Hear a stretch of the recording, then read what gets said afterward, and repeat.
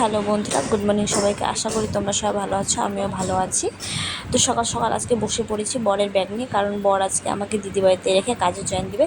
সেজন্য বরের জামা কাপড় সব গুছিয়ে ব্যাগে ভরে দিচ্ছি।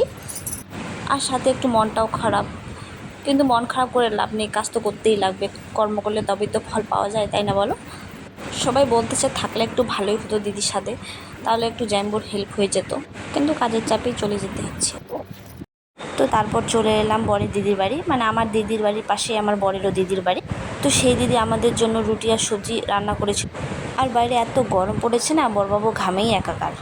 দেখো না কেমন খাচ্ছে, একবার দেখছো না এদিকে, খেতেই ব্যস্ত একবারে।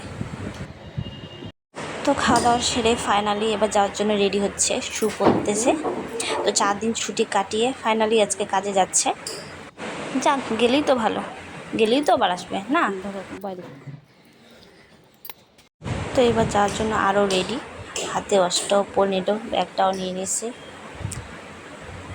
দেখে দেখে একটু একটু হাসবে এই ক্যামেরার দিকে দেখে, তা না, এত লজ্জা পায় না ছেলেটা, কি আর বলবো। তো ফাইনালি এবার যাওয়ার জন্য একদমই রেডি, সবাইকে বাসায় বলা হয়ে গেছে। তো বন্ধুরা, তোমরা সবাই আমার বরকে আশীর্বাদ করবে, যাতে আমার বর জীবনে অনেক অনেক অনেক উন্নতি করতে পারে। আর যারা যারা তোমরা আমার চ্যানেলটিকে এখনও সাবস্ক্রাইব করো, তার প্লিজ আমার চ্যানেলটিকে সাবস্ক্রাইব করে দিয়ে আমার পাশে থেকো, সাথে আমার ভালোবাসা নিও। টাটা, দেখা হবে নেক্সট ব্লগে। তো ততক্ষণ সব ভালো থেকো, সুস্থ থেকো, বাই। ওই তো টোটো যাচ্ছে একটা।